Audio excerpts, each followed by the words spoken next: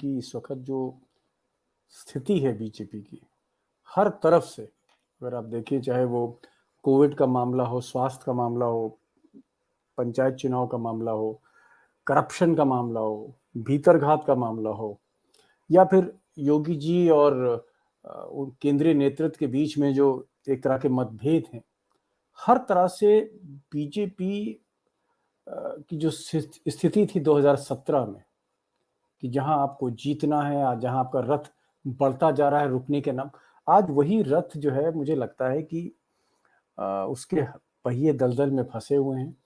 और उसका सबसे बड़ा कारण यह है कि योगी आदित्यनाथ जो पहली बार मुख्यमंत्री बने, पहली बार सक्रिय राजनीति में देखे गए, वो सांसद जरूर थे, कई टर्म सांसद रहे, लेकिन गवर्नेंस में उनका ये पहला एक्सपीरियंस था, उनका पहला ये एक तरह से आप कह सकते हैं कि उनका अनुभव था।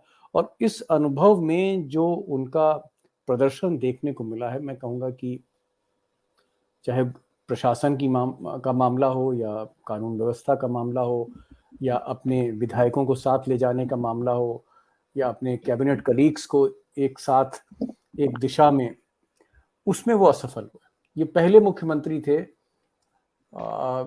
विधानसभा में हमने देखा कि 150 से ज्यादा इनके पार्टी के विधायक धरने पे बैठ गए। ये पहले मुख्यमंत्री थे जिनकी कैबिनेट में एक मंत्री ने चिट्ठी लिख दी और कहा कि आपके अधिकारी सुनते नहीं।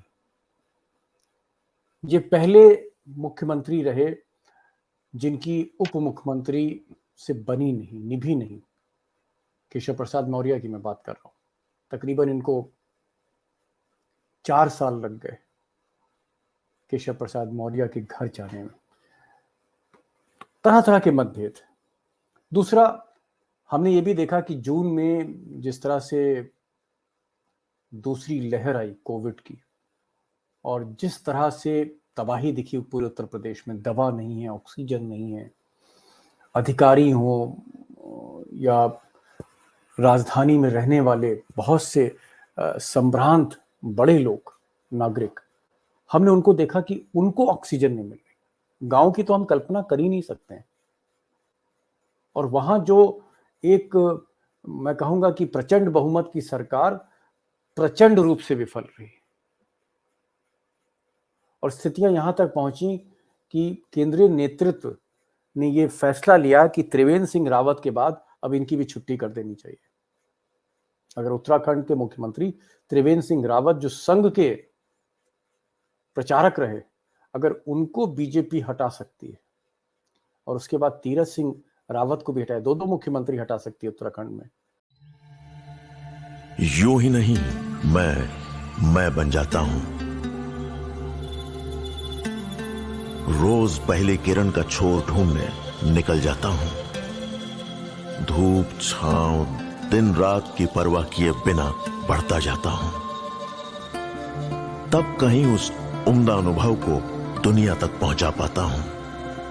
यूं ही नहीं, मैं रजनीगंधा बन जाता हूं। तो इनको भी हटाने की बात चल रही थी, नेतृत्व परिवर्तन की बात चल रही थी। और फिर हमने ये भी देखा कि प्रधानमंत्री कार्यालय में और मुख्यमंत्री कार्यालय में बहुत से मनभेद, मतभेद, तरह तरह का विवाद इस तरह के दिखे हमको। खासकर प्रधानमंत्री नरेंद्र मोदी चाहते थे कि ए.के. शर्मा, जो उनके बहुत ही पसंदीदा नौकरशाह थे, वो चाहते थे कि वो उत्तर प्रदेश आए, मुख्यमंत्री कार्यालय की लगाम संभालें, फैसले लें, उत्तर प्रदेश में जो गवर्नेंस, जो प्रशासन की जो रेल है, उसको पटरी पर लाएं। और इसलिए नरेंद्र मोदी ने अपने सबसे विश्वसनीय नौकरशाह ए.के. शर्मा को इस्तीफा दिलाया सचिव के पद से, और उनको यहां भेजा लखनऊ। लेकिन योगी जी ने उनको स्वीकार नहीं किया, आज भी नहीं किया। आज भी ए.के. शर्मा को उन्होंने स्वीकार नहीं किया है।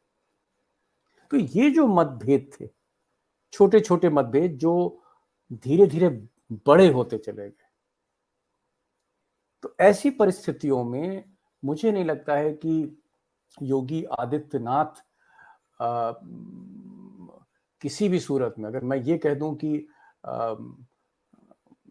बीजेपी जो है वो 300 पार है तो एकदम गलत हो। मैं तो ये कहूँगा, कोई मुझसे बता रहा था, मैंने एक पत्रकार को, एक संपादक को फोन किया लखनऊ में, और मैंने उनसे पूछा कि क्या स्थिति है इस वक्त।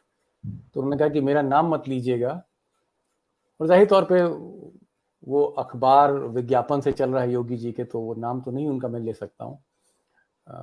मित्रता में भीतर घात होगा, विश्वासघात होगा। लेकिन उन्होंने एक चीज बहुत अच्छी कही, और मैं चाहूंगा कि आपका चैनल उसको हाईलाइट करे। उन्होंने कहा कि तेल 100 पार और सरसों का तेल 200 पार और सपा 300 पार। इस तरह की जो उन्होंने बात करी, हालांकि मैं कोई प्रवक्ता नहीं हूं समाजवादी पार्टी का, लेकिन उन्होंने ये बात कहा, कहने का उनका मतलब ये था कि जो के पक्ष में नहीं, और जो अखिलेश का जो विजय रथ है, और हमको नहीं लगता था कि इतनी भीड़ उस पर आएगी, और जिस जगह से वो विजय रथ निकला वहां पर हम ये नहीं कह सकते कि वो उनका गढ़ था समाजवादी पार्टी का। लेकिन उस शहर में जिस तरह से भीड़ हमने देखी, कानपुर में और हमीरपुर तक वो विजय रथ गया, वो भीड़ तस्वीरों से ऐसा लगता है, मैं मौके पर तो नहीं था, लेकिन जो तस्वीर देखे, जो वीडियोस आए थे, उस वीडियो से वो किराए की भीड़ नहीं लगती थी।